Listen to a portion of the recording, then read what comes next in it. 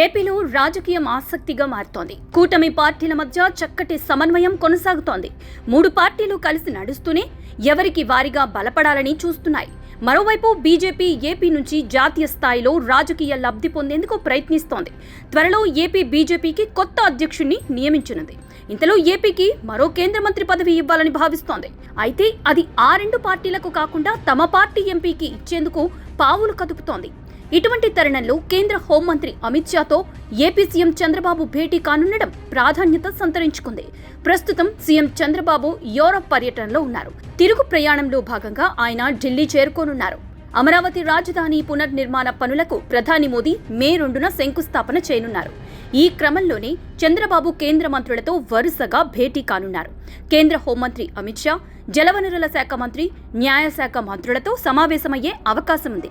రాష్ట్రానికి సంబంధించిన పలు అంశాలు, ప్రాజెక్టులపై కేంద్ర మంత్రులతో చర్చించనున్నారు. అయితే హోంమంత్రి అమిత్ షాతో భేటీ మాత్రం రాజకీయ అంశాల కోసమేనని చర్చ నడుస్తోంది.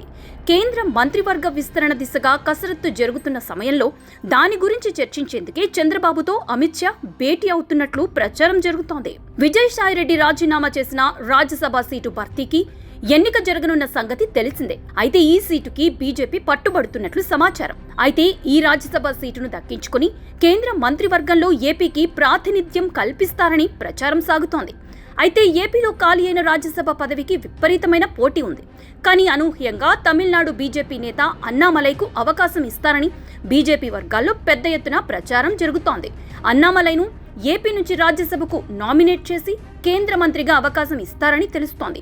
ఇప్పుడు చంద్రబాబు పర్యటన వేళ ఏపీ నుంచి రాజ్యసభ అభ్యర్థితో పాటు కేంద్ర మంత్రిగా అవకాశం ఎవరికి ఇవ్వాలనే అంశంపైన చర్చించి తుది నిర్ణయం తీసుకోనున్నారు.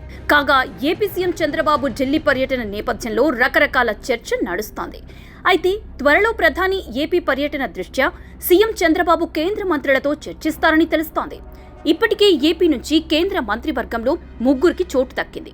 తెలుగుదేశం పార్టీ నుంచి కింజారపు రామ్మోహన్ నాయుడు, పెమ్మసాని చంద్రశేఖర్ ఉన్నారు. బీజేపీ నుంచి భూపతిరాజు శ్రీనివాస వర్మ ప్రాతినిధ్యం వహిస్తున్నారు. జనసేన నుంచి ఎవరికీ చోటు దక్కలేదు. ఇటువంటి పరిస్థితుల్లో జనసేనకు ఒక మంత్రి పదవి ఇస్తారని ఇప్పటి వరకు ప్రచారం నడిచింది. అయితే తమిళనాడు అసెంబ్లీకి వచ్చే ఏడాది ఎన్నికలు జరగనున్నాయి. ఆ ఎన్నికలను బీజేపీ ప్రతిష్టాత్మకంగా తీసుకుంటోంది. ఇప్పటికే అన్నా డీఎంకేతో పొత్తు ప్రకటన వచ్చింది. ఈ తరుణంలో అన్నామలైకు కేంద్ర మంత్రివర్గంలో చోటిచ్చి రాజకీయంగా మరింత ప్రోత్సాహం అందించే అవకాశం ఉంది. మరి ఇంకా ఏం జరుగుతోందో, ఎలాంటి నిర్ణయాలు వస్తాయో చూడాలి మరి.